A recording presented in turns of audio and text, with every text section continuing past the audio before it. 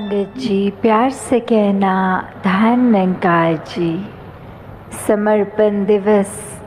जो आज इस रूप में हम सब यहाँ आए हैं और ये समर्पण का भाव मन में सद्गुरु बाबा हरदेव सिंह जी महाराज की शिक्षाओं को जो मन में जिसने सही मायने में बसाया और समर्पित हुआ, वो शिक्षाएं एक लाइफ लॉन्ग याद रखने वाली शिक्षाएं, एक ताउम्र जो पल पल एक जीवन की बारीकियों से लेकर एक लोक सुखी परलोक सुहेला वाली ब्रह्म ज्ञान की दात, और कैसे हर एक का जहाँ ध्यान रखते बाबा जी किस रूप में अगर सत्संग भी हो रहा है तो वो अरेंजमेंट से पहले, जैसे अरेंजमेंट का समय होता तो खुद उस वेन्यू पे पहुंच के समागम के पहले और बहुत ही बारीकियों से सब चेक करते थे कि महापुरुषों ने आना है, ठहरना है, किस तरह अरेंजमेंट सबके लिए ठीक है कि नहीं, और कैसे दिन रात वो एक, अगर हम सोचें तो इतनी फिज़िकल एग्जर्शन भी पूरा समय अगर सोच के देखें कि घंटों भर जहाँ सत्संग में एक ही पोजीशन में बैठे रहना, बाकी हम जब सत्संग में नीचे बैठते थे तो कभी एक चौंकड़ी मार ली, एक थोड़ी देर टांग को दूसरी पोजीशन में रख लिया और वहीं नज़र जाती तो कैसे एक स्थिर रूप में घंटों भर जहाँ उस रूप में बैठ के भी, और उसके बाद कहीं टूर हो गाड़ियों में वही 8 घंटे 10 घंटे की ड्राइव, जहाँ फिर जगह जगह रुककर महापुरुषों के दर्शनों के लिए या घर में उनके पधारने के लिए, जो भी एक उस तरह भी चलते चलते, और वहीं महापुरुषों ने जो भी कुछ बनाया हुआ भोजन वो सब कुछ कि कितने महापुरुषों ने बनाया, किसी का दिल न टूटे तो सारा ही परवान करना, और फिर वहाँ से पहुँचते हुए आगे और भवन या कहीं भी रुकने का समय होता था तो बात वही कि हम एक अगर अपने शरीर के अंदर भी जाके तो कैसे थोड़ा सा भोजन खा के एक पेट आफरा हुआ फील होता है कि इतना देर से बैठे हैं, इतना खा रहे हैं, पर सिर्फ बाबा जी जिनके मन में हर एक के लिए इतना प्यार होता तो कैसे खुशी खुशी एक शरीर के ऊपर अपनी इतनी तकलीफ़ लेकर भी बाकी संतों को खुश कर देते। कैसे जीवन में हर समय उन्होंने यही चाहा कि हर किसी का दिल विशाल बने। कैसे आपसी मन मुटाव अगर महापुरुषों के हैं एक दूसरे के प्रति,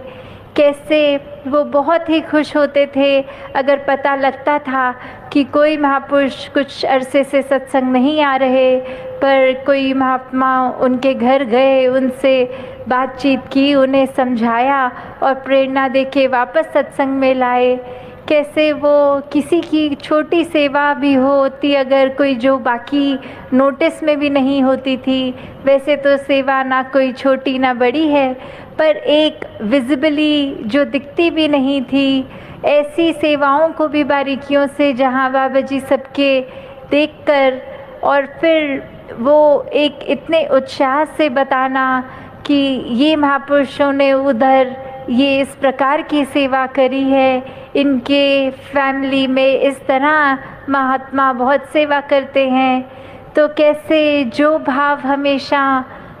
सद्गुरु बाबा हरदेव सिंह जी महाराज के खुशी देने वाले होते थे, वो उनकी विचारों में भी उन्होंने अक्सर हर एक के आगे रखा कि एक अच्छाई को अपना लेता है जो इंसान, जो हर समय इस निरंकार के रंग में रंगा रहता है, जो हर किसी महापुरुष के साथ या संसारिक किसी भी जन के साथ एक नम्रता से पेश आता है, अपने दिल को विशाल करके एक अपने आप को दासों का दास मानकर किसी के भी चेहरे पर उदासी का कारण जो नहीं बनता, वो इंसान बाबा जी को बहुत भाता था। तो कैसे जो भी इतने हम अगर जीवन में देखें तो ये 36 वर्ष का उनका जो सद्गुरु रूप और अनेकों उनके प्रवचन, अगर कोई भी प्रवचन उठा लें इतना कुछ सीखने के लिए उसमें है। और वहीं संतों का दिल भी बाबा जी के लिए इस प्रकार हमेशा प्यार में चूर रहने वाला, और उनकी भी प्यार की जहाँ कोई सीमा नहीं, किस प्रकार वो हमेशा देते ही चले गए। और अब जहाँ बार बार महात्मा अक्सर कहते हैं कि ये बदला नहीं चुकाया जा सकता, तो बात वही है कि सद्गुरु बाबा जी ने तो प्यार ही बांटा था, और वो प्यार इसलिए बांटा था कि हम सब पूरे संसार में वो प्यार बांटें। पूरे संसार में एक हमारा दिल दुखे अगर कोई ब्रह्म ज्ञान रूपी दात से वंचित है, और कैसे कोई भी व्यक्ति से मनमुटाव नहीं हो, तो अगर हम सचमुच चाहते हैं कि बाबा जी की जो चीज़ें उनको वाकई में खुशी देती थी कि सब संत सेवा सुमरन सत्संग को उस इंटेंशन से, उस सही प्रकार से करें, तो वही बात कि जो वो चाहते थे, हम अगर सच में एक रूप में सरेंडर, एक समर्पित उनके जीवन को, उनकी शिक्षाओं पर अगर होंगे, घर घर में एक खुशी पहचाने का काम करेंगे, एक अपनी गलतियों के लिए सबसे क्षमा मांग लेंगे और अहंकार को मन में नहीं बसने देंगे, तो वाकई ही एक हमारा वो अपने जितने भी लिमिटेड रूप में हम जो समर्पित कर सकते हैं, तो उस रूप में ये नमन सद्गुरु बाबा हरदेव सिंह जी महाराज को हर किसी के दिल से हो सकता है। तो आज भी जो जिम्मेवारी हम सब पे है कि ये ब्रह्म ज्ञान की दात अगर मिली है, तो उस रास्ते पे भी चलना होगा, निरंकार को हर समय याद रखना होगा और भक्ति को अपनी मजबूत करते जाना होगा। तो वो जिम्मेवारी भी कि कोई भी इस ज्ञान से दूर ना रहे, जिनको मिल गया है उन्हें याद रहे, और प्रयत्न रहे कि जिनके हिस्से ये दात नहीं आई उन तक भी ये दात पहुँचे।